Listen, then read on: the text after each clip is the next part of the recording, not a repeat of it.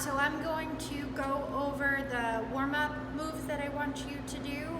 It's easier just to do a small video than it is to select a link for each one of them. So I'll go over what you're going to do for the warm-up, and then I'm going to talk about the AMRAP that I prescribed for you.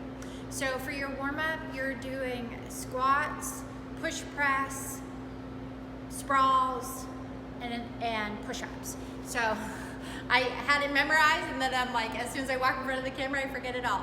So for your squat, anytime I just put squat in there or body weight squat, it means that you're not going to be using any equipment.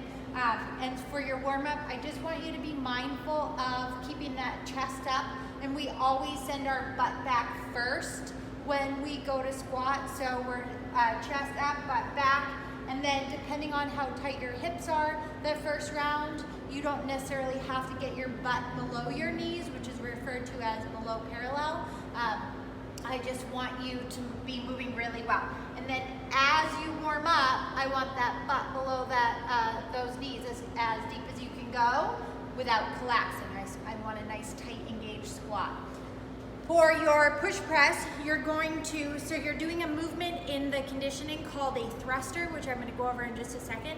So for your push press, you're going to grab those dumbbells, and you can do a strict press if this is super lightweight. I just want your press warmed up, your overhead motion, or you can use a little bit of a leg to drive those dumbbells up. Okay, you're just doing 5 of those. You'll be doing 4 rounds, so you get 20 of them total. A sprawl, which I will program quite a bit, is also the top of the burpee. So you're jumping out, jumping in, standing all the way up, shoulder in line with the hip, in line with the ankle. Jump back out, and every time you jump out, I want full extension so that the hip, again, is in line with the ankle and the shoulder, okay? So you don't end up like this. That's not a complete sprawl. I want all the way out. And then for push-up, I want you to be super mindful of where your elbows are. So I want nice tight hollow position, which means everything is tucked in and tight. So I'm not doing this in my push-up. And then I'm going to make sure that I bring those elbows in so they don't have to be super close, but they can't be way out here. So your push-up will look like this. Okay, from the front,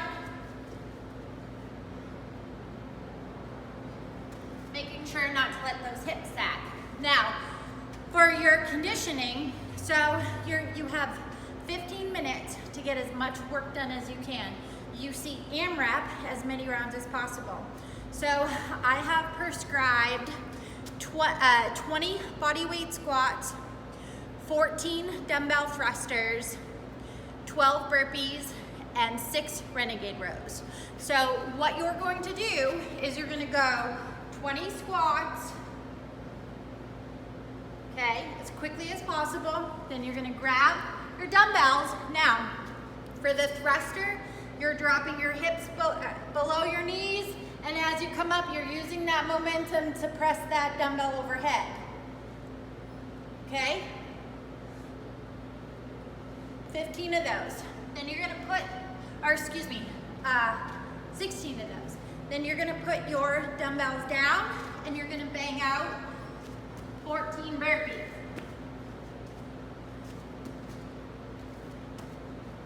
Okay, you don't have to do a strict push-up every time. This one you're allowed to roll off the floor. And then you're going to perform 6 Renegade Rows without the push-up. So your Renegade Row, your dumbbells are gonna be here, your feet are gonna be out wide for balance, and you're rowing 2, 3, 4, all the way to 6. So you're gonna cycle through that as many times as you can for a total of 15 minutes.